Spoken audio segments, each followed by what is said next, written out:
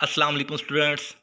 जब भी ये क्वेश्चन होता है कि काज एंड इफ़ेक्ट कौन सी रिसर्च में देखा जाता है, तो हम इस पे ये कहते हैं कि कॉजल कंपैरेटिव, या हम कहते हैं कि एक्सपेरिमेंटल। और फिर हमसे ये क्वेश्चन होता है कि इन दोनों में डिफरेंस क्या है, तो हम इस चीज़ पे काफ़ी कंफ्यूज होते हैं कि इनमें डिफरेंस क्या हो सकता है। So let's move to the difference.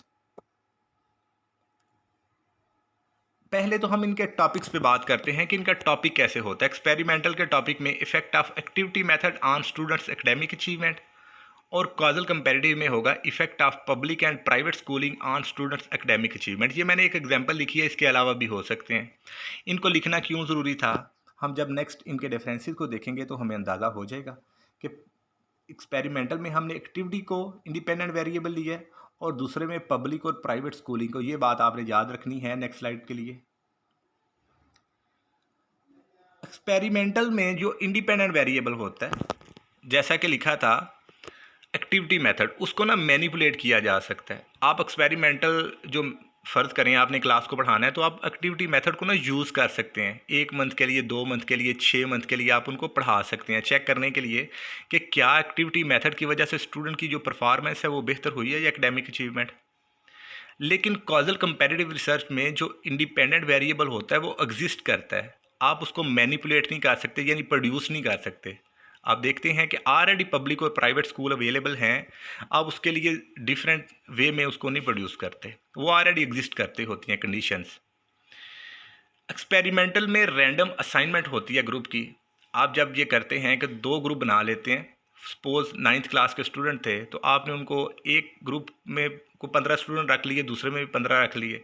एक को आपने एक्टिविटी मेथड से पढ़ा दिया, दूसरे को आपने रूटीन जिस तरह से पढ़ाते थे उस तरीके से, या ट्रेडिशनल मेथड या क्लासिकल मेथड से पढ़ा दिया। तो फिर क्या किया, वो 2 ग्रुप बनाने पे आपने उनका टास्क किया कि किसको हम बेसिकली एक्सपेरिमेंटल बोलेंगे और किसको हम कंट्रोल ग्रुप बोलेंगे, या किसको हमने एक्टिविटी से पढ़ाना है और किसको हमने वैसे छोड़ना है। दूसरा, वो 2 ग्रुप बनाते हुए भी आपने स्टूडेंट्स को इक्वली रैंडमली असाइन किया कि हमने एक्सपेरिमेंटल में किसको रखना है एक ग्रुप में और दूसरे ग्रुप में हमने किनको रखना है। आपके पास ये चांस होता है। लेकिन कॉजल कंपैरेटिव में ये चांस नहीं होता, क्योंकि ऑलरेडी पब्लिक और प्राइवेट सेक्टर के जो स्टूडेंट हैं वो एग्जिस्ट करते हैं। सो आप उनको बेसिकली 2 डिफरेंट जो ग्रुप्स हैं उनको आपस में मिक्स नहीं कर सकते। आप ऐसा नहीं कर सकते कि मैं पब्लिक वालों को प्राइवेट में और प्राइवेट वालों को पब्लिक में आपस में मिक्स कर सकूं। वो ऑलरेडी ग्रुप एग्जिस्ट करते होते हैं। एक्सपेरिमेंटल में आप ग्रुप्स बना सकते हैं। इसके अलावा इसके बाद है जी, एक्सपेरिमेंटल के जो रिजल्ट्स हैं ये मोर रोबस्ट होते हैं और कॉजल कंपैरेटिव के रिजल्ट लेस रोबस्ट होते हैं। रोबस्ट मीन्स कि ज़्यादा स्ट्रॉन्ग एविडेंस होता है, क्योंकि एक्सपेरिमेंटल में आपने वेरिएबल्स, एक्सट्रेनियस वेरिएबल्स को बेसिकली कंट्रोल किया होता है, और आप ये कह सकते हैं कि मेरा जो इंडिपेंडेंट वेरिएबल है ये सबसे ज़्यादा कंट्रीब्यूट कर रहा है डिपेंडेंट वेरिएबल के चेंज में।